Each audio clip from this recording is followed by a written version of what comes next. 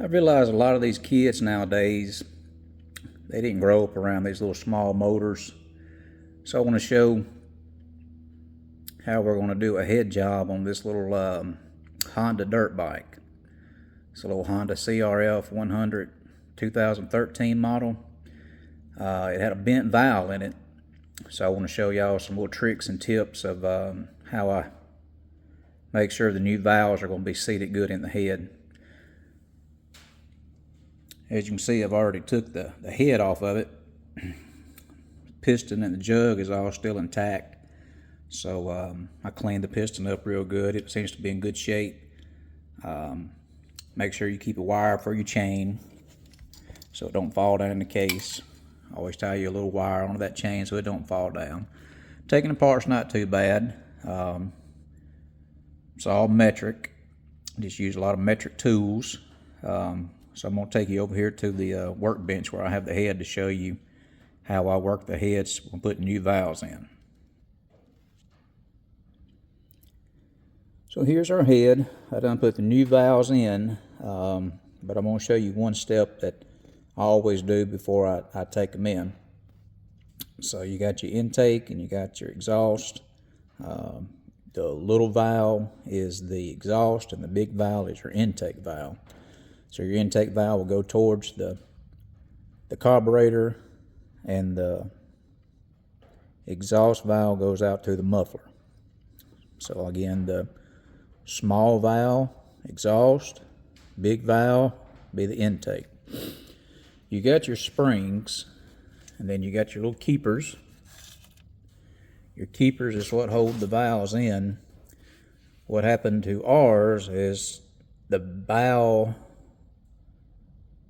he revved it up too much, didn't shift when he needed to, and it ended up letting the keepers come off of the spring, and it bent this valve. As you can see, it's bent pretty bad, and it was jammed up inside the head. I had a hard time getting that thing out, but I did get it out. So I had to order a new valve kit. It wasn't bad. It was like $20 on Amazon. This is the product that I bought from Amazon. You're going to need a spring compressor. I got a little cheap one that I also bought off Amazon. Works good. Has several different adapters in it.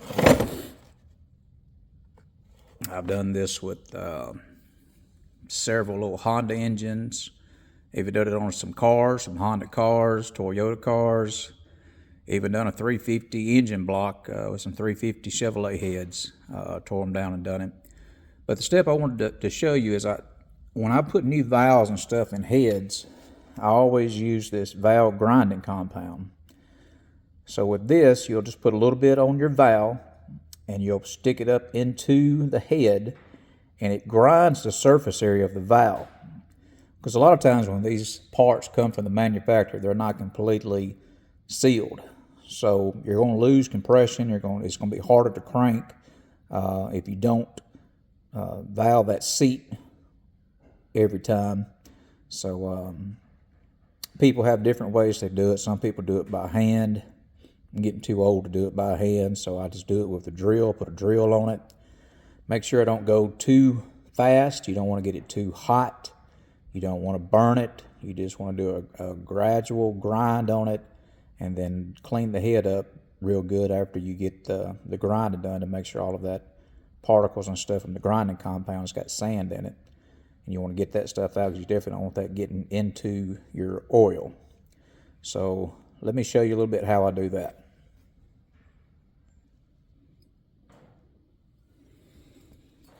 All right, so here I have the let's say that's the intake, and here's the exhaust. So I got my drill attached to the valve, and all I'm doing, I've already put some of my grinding compound on the head of the valve itself, and all I'm doing is just slowly pulling it down on that seat, making sure that valve seat's good down in that head. making sure there's not any imperfections. This little grinding compound will you go a little faster, but you don't go wide open. Just go enough.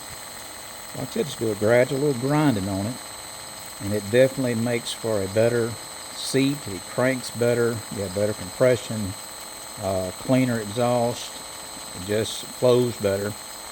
You know, I test them to make sure they're not leaking. Once I get it all put back together, there's several videos on how to test them to make sure they're not leaking.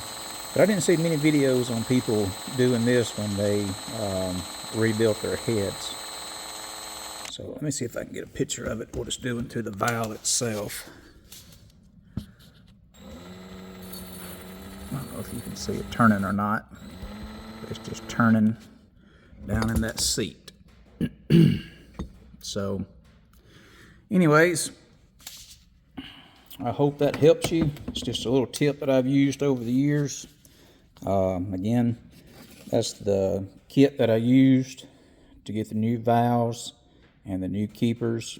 And then I used this Permatex water mix valve grinding compound. There's several different compounds. I like this one because it's water. Stays good and liquefied. It don't harden up on me.